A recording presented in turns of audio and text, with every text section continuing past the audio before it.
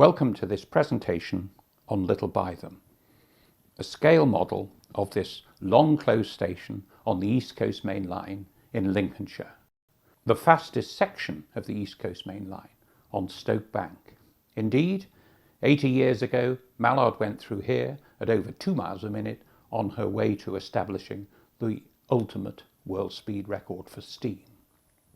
It's been 10 years in the building, and it's taken me 40 years to make most of the locomotives and most of the passenger rolling stock. But it certainly is not just my work. It's very much a team project, and I'd like to thank here, in no particular order, Ian Wilson, Norman Solomon, Rob Kinsey, Mick Peabody, Norman Turner, Tony Geary, Bob Dawson, Scott Waterfield, Mick Nicholson, Graham Nicholas, Tony G, Richard Wilson, Rob Davey, Tom Wright, Tom Foster, Gilbert Barnett, Alan Hammett, Ian Rathbone, Jeff Haynes, Jeff West, Roy Vinter, Ray Chesham, Ellen Sparks, and the late Dave Shakespeare. Thank you. Without you, this would never have been possible. The heaviest train in 1958, which is when the layout is set, was the Cliff Uddingston cement block train, Cliff in Kent to Uddingston near Glasgow. The only loco that could handle it competently without losing time was a Thomson A23. The real things rode wildly. I think I've made a scale model.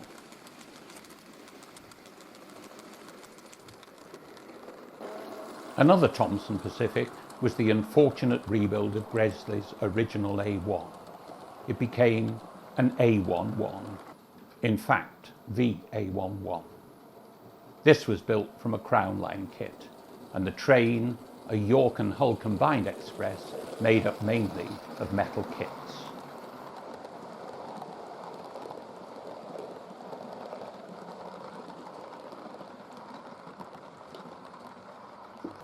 A long-distance express was the Northumbrian, King's Cross to Newcastle, usually hauled by a Pacific, in this case an A4, from an old Wills kit.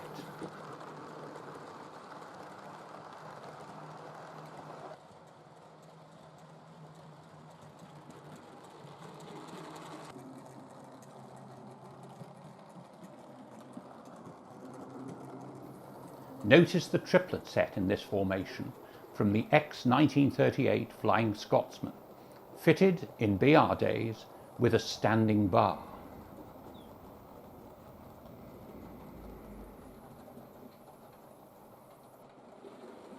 The Up West Riding, hauled by 60120, a Copley Hill A1, Kittiwake, built from a Pro Scale kit. The train, a real mixture of plastic kits, modified RTR and metal kits. And notice please the twins in this, the Arctics, survivors from the pre-war streamline train of the same name.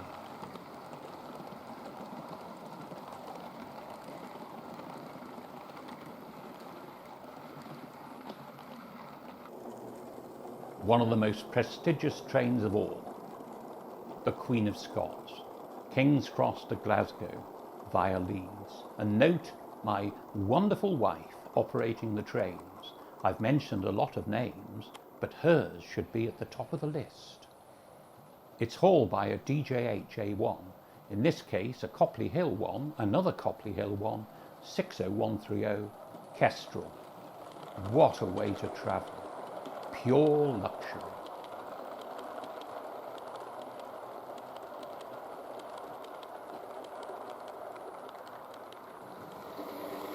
And an A3 races south on a West Riding Express.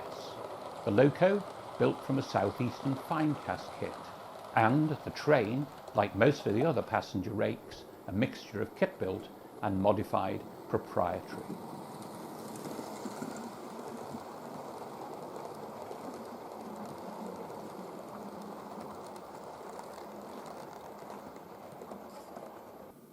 A much slower train. This is one probably going just from Peterborough, New England to Grantham for remarshalling.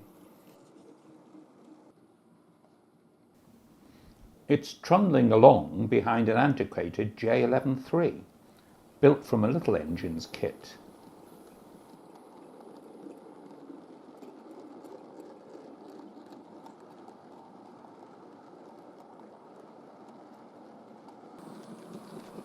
Notice, please, that all the semaphore signals work.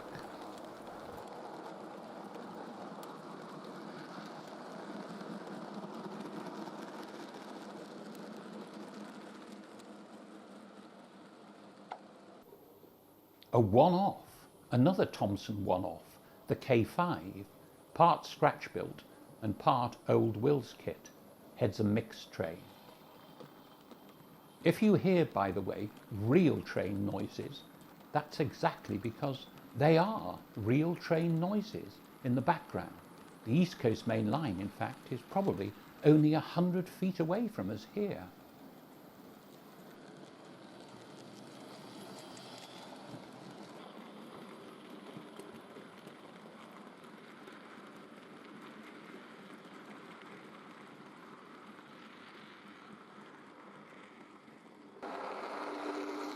In 1958, the Master Cutler name was taken from the Great Central and transferred to a Pullman train, Sheffield to London, on the Great Northern, and it was always diesel hauled, in this case an original EE Type 4.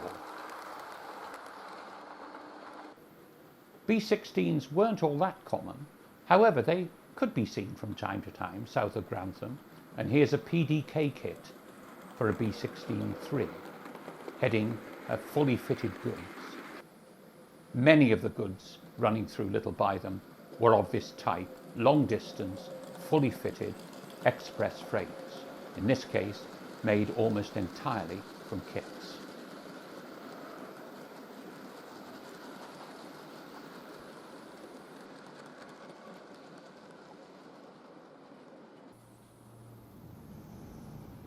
And yet another fitted freight, this time behind a superannuated Jameson V2, still going strong at 42 years old.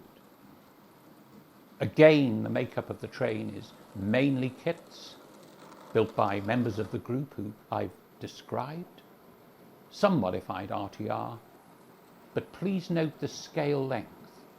Little Bytham is over 30 feet long. I wouldn't contemplate building it in anything less. Otherwise, the freights and the express passenger trains would be too short. They were indeed very long.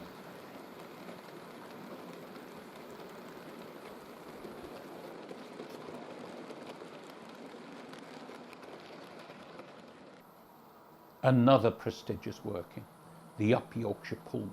The train made up finally at Doncaster for a fast run south.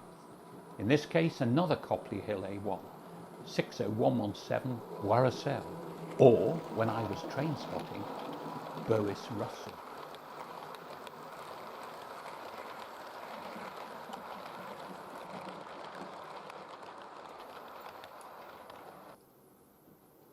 In 1959, all the intermediate stations between Peterborough and Grantham were finally closed, including Little Bytham, which meant the end of interesting stopping services like this, a parley behind a Coopercraft B12-3, one of only 3 known to exist which actually work, and yet another Thomson, an A23, takes an up Newcastle Express through the station.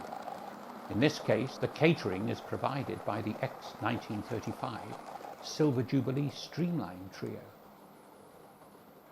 And the B12 gets away.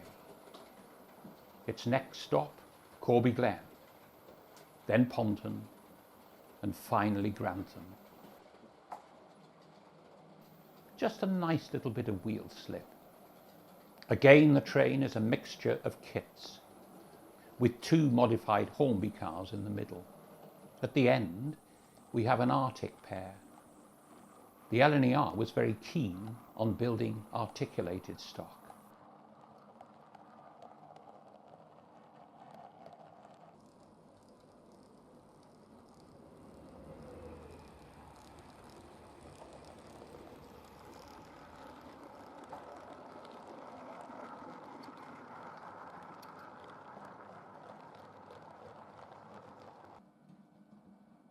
Another stopper, an up Parley this time, behind a Newcastle K2. Again, the train made from kits, and at the back, a modified Hornby non-gangway car. It comes into the station and waits. It's waiting for a much more important train.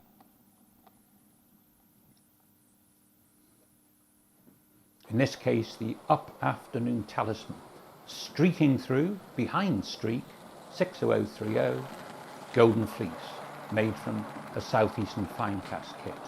The train, like many of the rest, a mixture, mainly, in this case, kit built.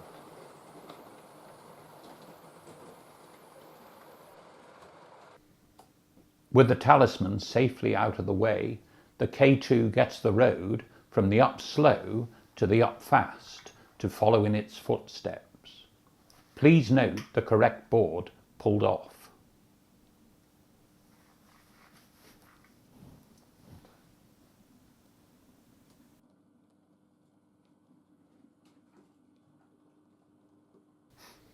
Even though Little Bytham is only 00, I hope you can see from views like this that with scale track, it doesn't look too bad at all. After Doncaster Plant had shopped the BR Britannias, it would often put them onto running in turns, including freights like this. Before 70003, John Bunyan, this loco, built from a DJH kit, went back for another couple of years' work on the ex-Great Eastern Main Line between Liverpool Street and Norwich. And look again, please, a long train like this, all weathered, please note, mainly built from kits.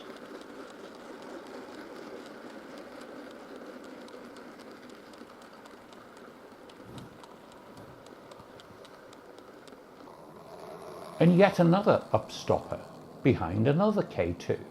This one built from a London Road Models kit. And the train, typical of the period, very, very mixed indeed. Mainly kits with just a modified RTR Bachmann car at the rear.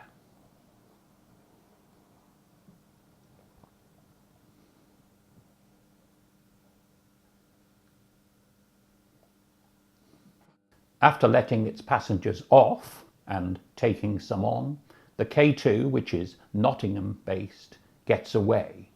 This time taking the up slow, its next stop, Essendine. Please note, at least I'm trying to concentrate.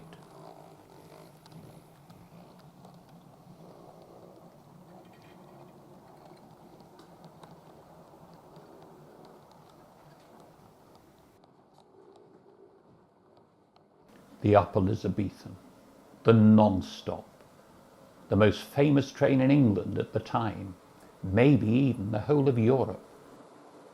As always, hauled by Gresley's finest, an A4, in this case built from a pro-scale kit. And a more humdrum express, 14 cars long, probably a summer Saturday extra. Every single car in this train was built from a kit. A lot of work has gone into building the locos and the rolling stock. As I say, well over 40 years now.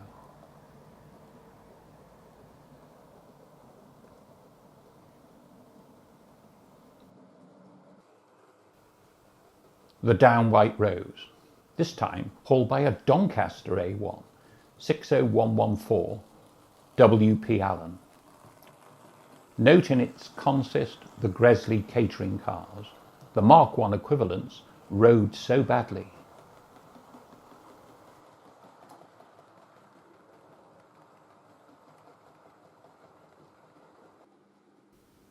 Under long, empty minerals, chugging along in its own sweet time between New England and Grantham, and then at Grantham it will head off for the Nottinghamshire pits. In just over 30 feet, I can get scale length trains in. Just like this.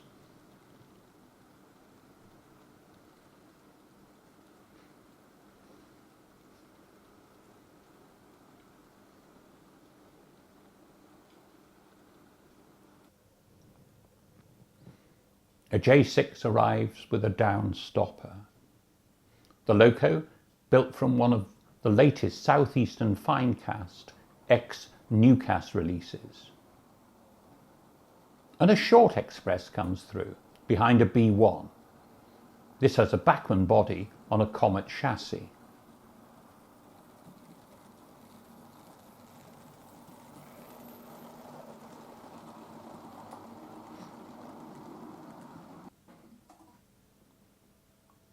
And the J6 gets away, following the express, the signal telling it that it's going from the down slow to the down fast.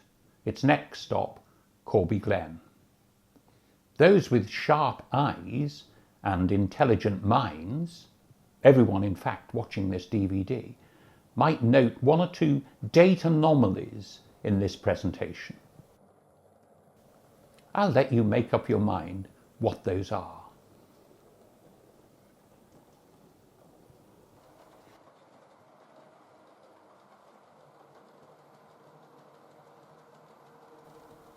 Another Pullman train, in this case the fastest, the Tees-Time Pullman behind 60017 Silver Fox, yet another southeastern finecast kit.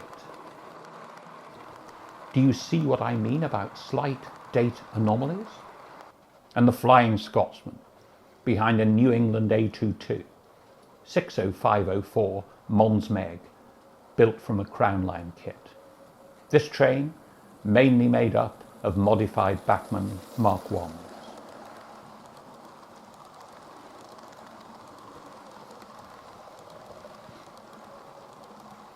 And yet another long-distance express, all by 60063 Isinglass, not long back from the GC. And note please, in this long-distance train, a full kitchen car in the train's consist.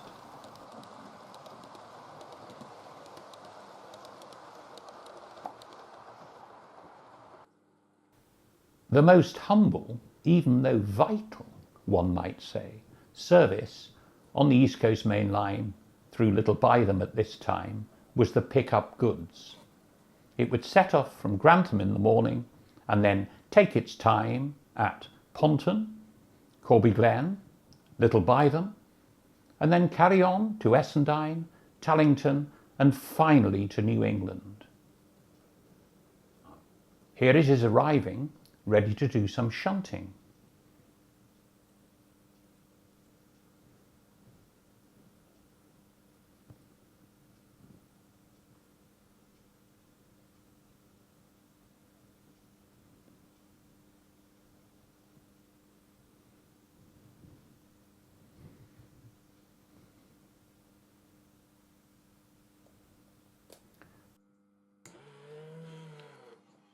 The greatest care has been taken to ensure that everything runs smoothly, without jerking, without derailments, without any problems. Good track, consistent stock. It can be done. And if you get a decent RTR locomotive, such as this Hornby B1, with a little bit of work, it's astonishing what you can do.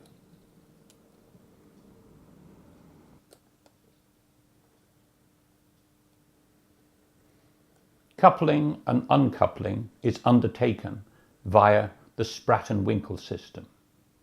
Very, very reliable.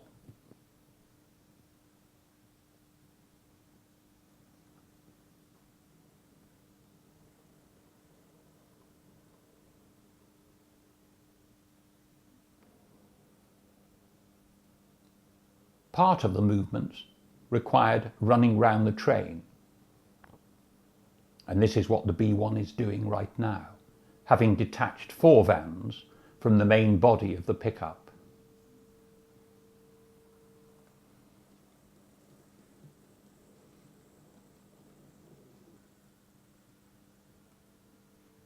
We don't actually have working shunters, so the eye of faith is required.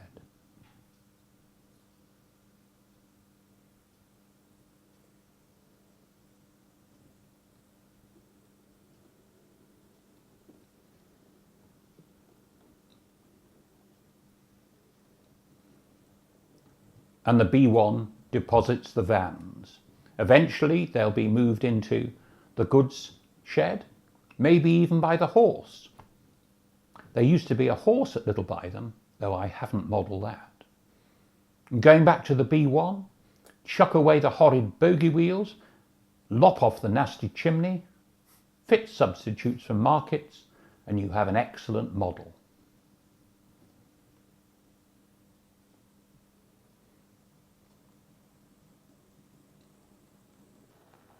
It's time to pick up loaded vans and wagons from the goods shed.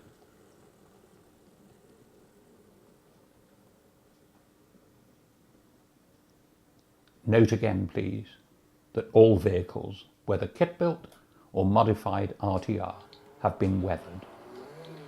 Nothing looks worse than shiny, brand new stuff on a model railway. It's just not real.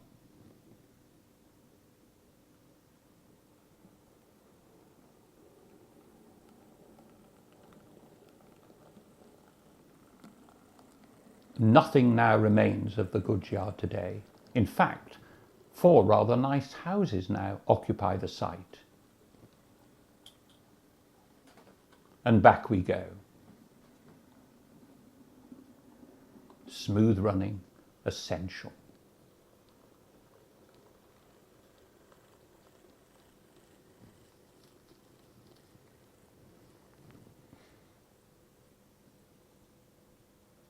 I'm told by those who actually worked on the railway, sadly now deceased, that shunting was undertaken at a very, very high speed, though with full professionalism.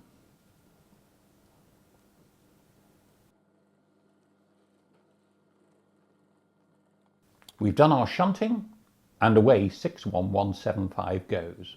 Next stop, Essendine.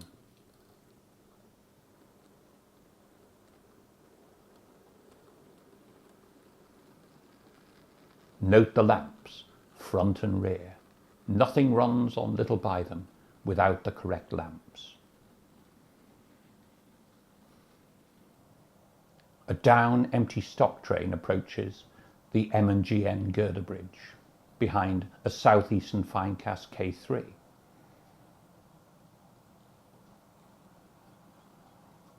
Again the train a mixture of kits and modified RTR.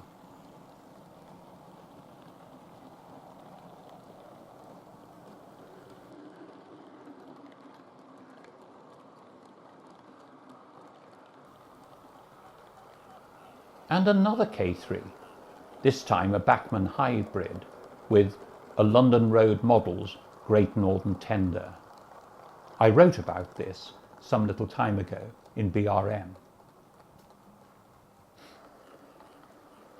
Not too fast, because there are the occasional 4-wheelers in the train. And a 6-wheeler at the back.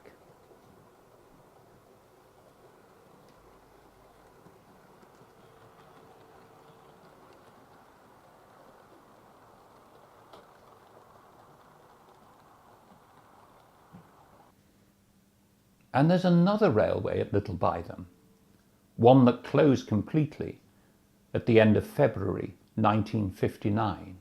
It's where the Midland and Great Northern met the Midland branch from Melton Mowbray at Saxby Junction.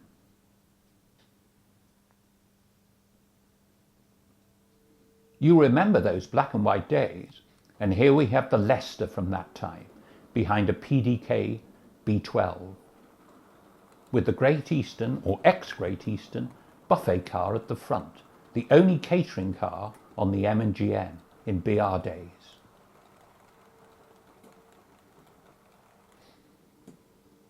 There were 2 daily freights, an up one, which is this, heading towards Derby, behind a modified Airfix 4F, modified by throwing the original mechanism away.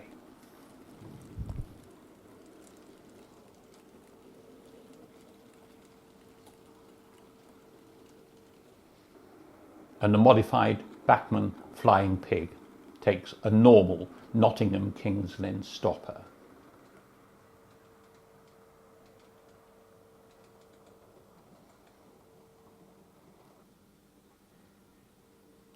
and a down freight, this time the full one, heading for East Anglia, usually with coal.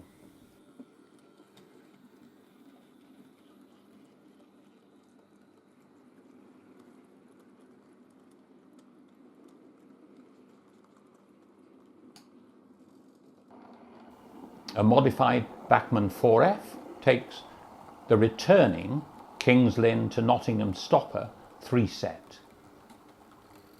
Its next stop, Castle Bytham.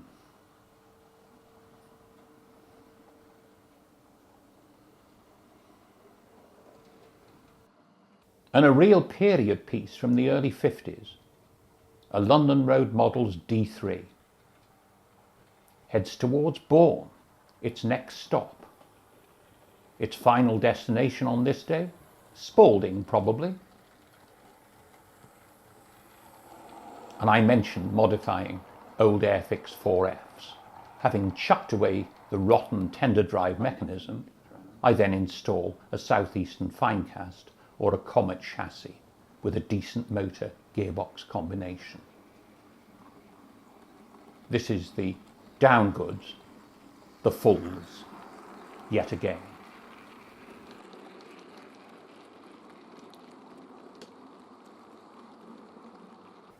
And a Flying Pig, this time scratch built, heads a summer Saturday extra to the Norfolk coast, and it passes over an L1 hauled stopper.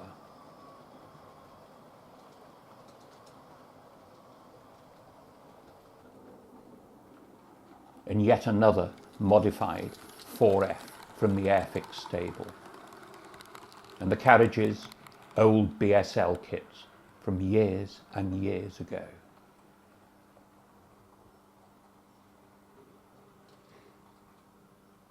And a K2, heading a down express, again for the Norfolk coast.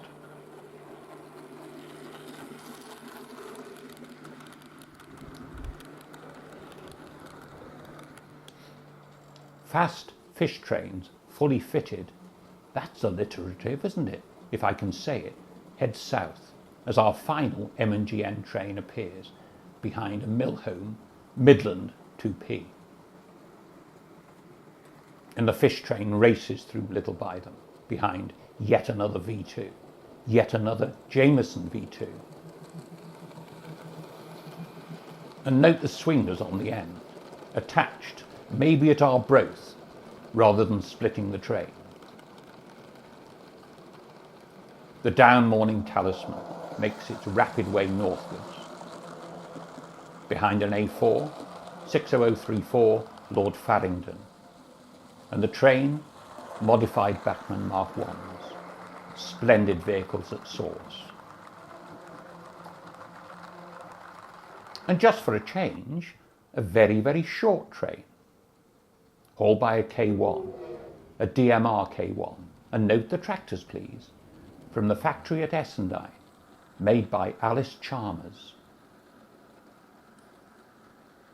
Remote signal boxes didn't have fresh water, so once a week a water train would run, usually as a light engine with perhaps a couple of vans attached. Like this, it would deliver freshwater churns.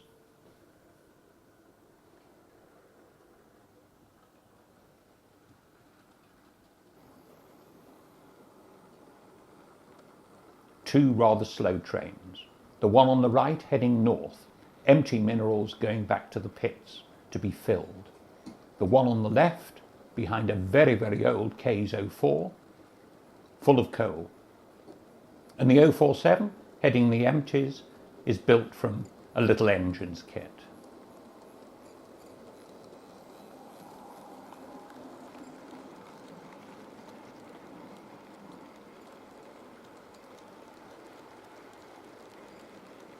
British Railways made loads of money from carrying coal, but it wasn't very exciting to the train spotter.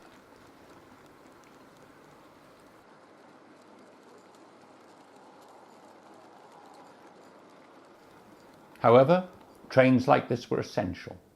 And as for excitement, just look at the look on my wife's face. She's transfixed. 45 years old, this old lady. Not my wife, by the way.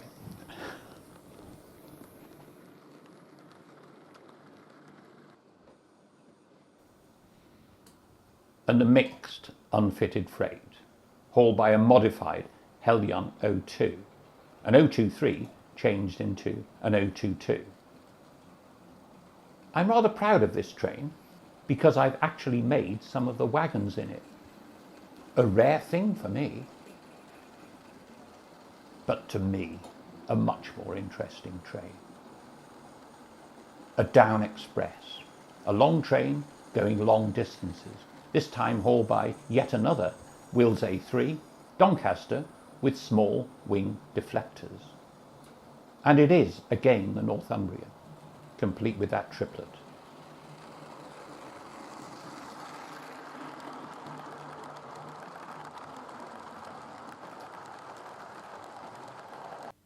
An engineer's short train gets away from the lay-by and heads south. The motive power provided by a modified Hornby 01. And some interesting vehicles in this train. An ancient brass four-wheeler and a Musa Models ex-Great Northern Railway brake third, bogie brake third, made of resin. Most of the little ground signals work. Yet another heavy, full mineral, this time in the hands of a much more powerful locomotive than seen before, a 9F. In this case, modified from an old Kitmaster locomotive on a Comet chassis with bits and pieces from Crown Line.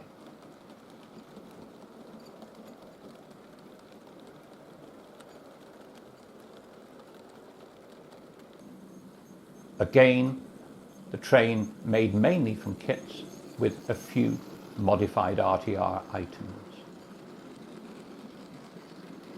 all weathered.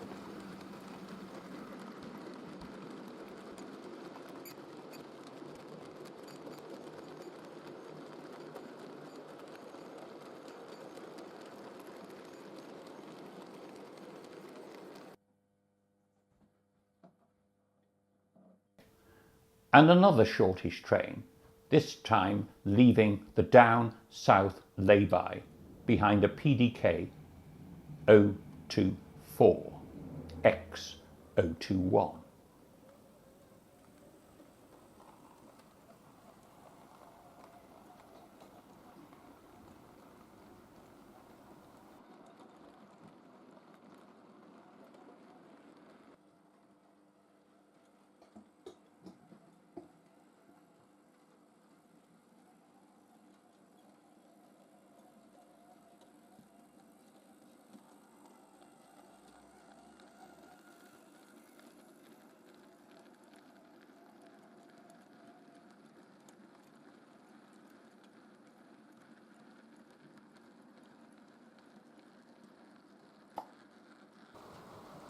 An up Newcastle Express behind 60539 Bronzino, built from a DJH kit, a loco which featured in the very first right tracks 1 and 2.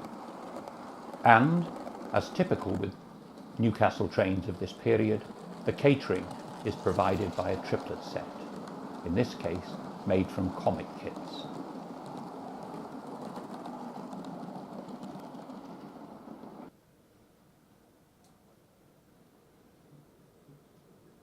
Another DJH loco, this time a 9F, enters the station on a fitted goods.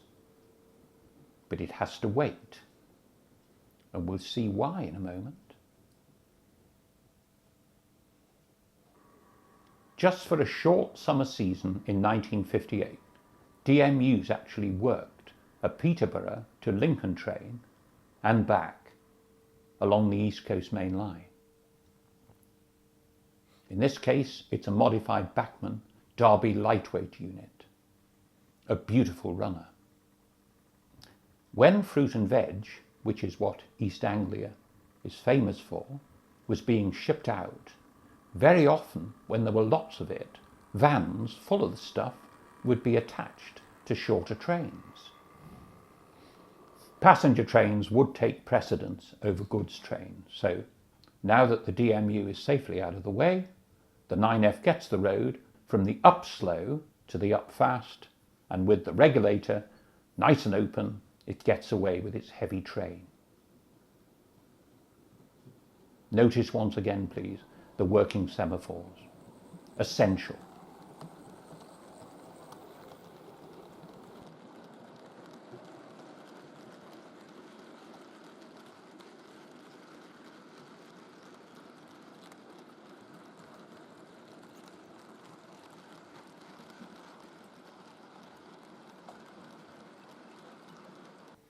And another stopper, this time a Nottingham to King's Cross train. It would be made longer at Peterborough and then head south as an express. But on this occasion, we've got a really rare bird, a Dundee Taybridge A2, Tudor Minstrel, on a running in-turn from Doncaster Plant. And also in the train, an ex-tourist buffet car, recently refurbished.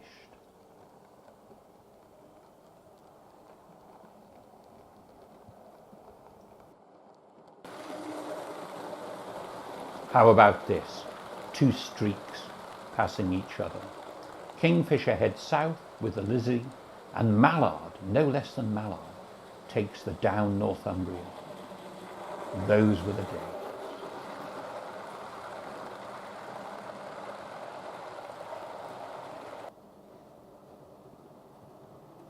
And another, Will's A3 this time, 60039, Sandwich, on that summer Saturday extra, when almost anything that could turn a wheel did. Just look at this lovely mixture, the like of which we'll never ever see again. An old Palitoy B1 with its split chassis literally split and thrown away. It's on a Comet chassis, complete with DJH motor gearbox.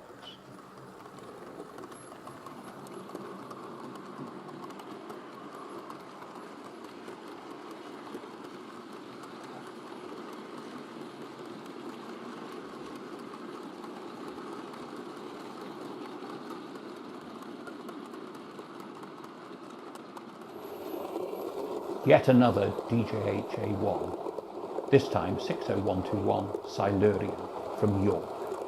I do like DJH kits.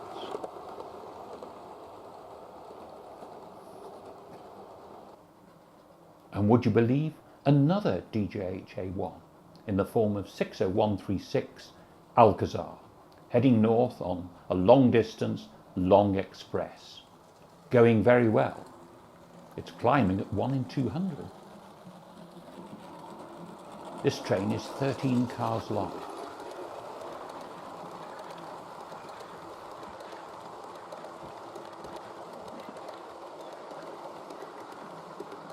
And just a nod to modernity, 2 years actually after Little Bytham station closed, a modified Bachmann dealt it.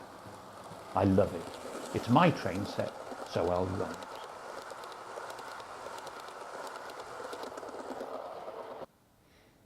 And another Bachmann diesel, this time a Craven's DMU, working the returning train Peterborough to Lincoln via Grantham.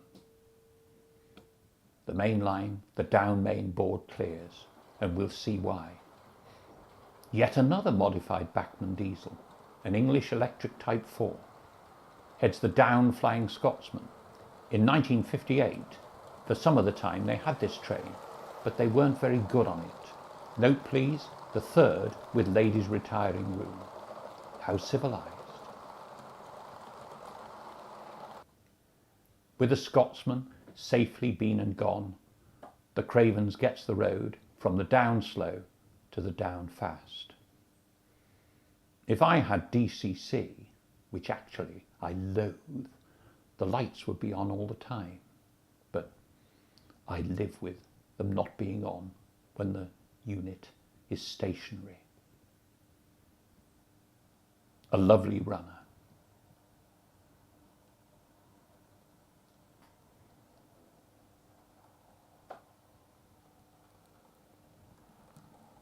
We've had the up pickup. We now rejoice, if that's the right word, in the down pickup. A J39 on the work this time, an anchorage kit.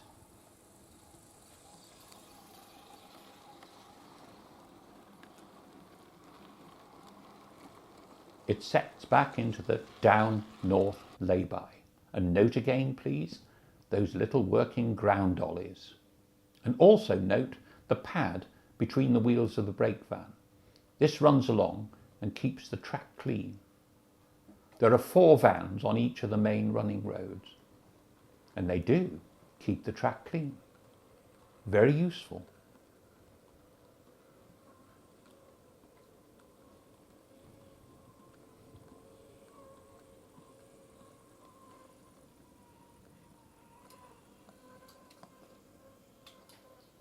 Having uncoupled, the J39 prepares to run back across the scissors and the diamonds and the slips, all the way from the downside to the upside. A most complicated procedure, long, long gone from our home railways.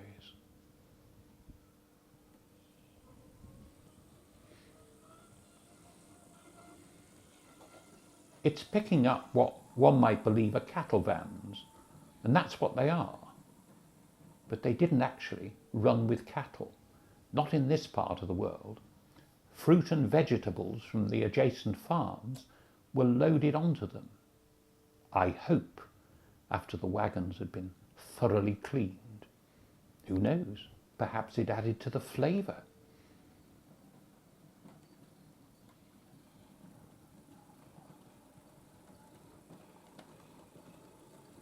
And back we go. One job that's ongoing is the making of the point rodding, and you can see here in front of the J39 I've done about, a 1.5 feet, and that's taken me 2 hours. If you imagine it has to go all the way back to beyond those wagons in the distance. The little ground doll goes off, the J39 gets the road. It might stop at Cretan to deposit the brick wagon in the train. If not, it'll go on to Corby Glen, then Ponton, and then finally Grantham.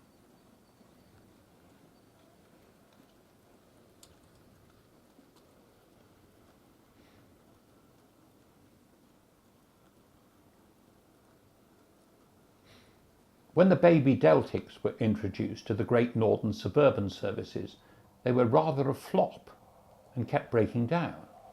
So this one is on its way back from King's Cross, Hornby Depot, to Doncaster to be fixed. And coming the other way, another light engine, this one is fixed. In fact, the last repair that this N2 will get as she heads back to the smoke. Pass by that great train, the Queen of Scots. What a way to travel if you were rich. I hope you think this makes a fitting end to this train presentation on Little Bytham.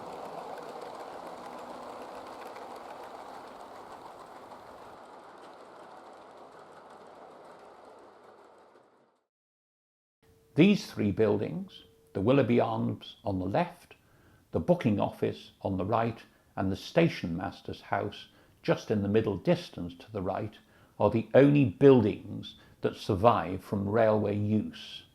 In the case of the Willoughby, it lost its railway use in about 1880 when Lord Willoughby's railway was closed. However, the wonderful pub is still open today, and if you ever do visit Little Bytham, I recommend you go there. The beer is good and the food is excellent. Thank you for listening.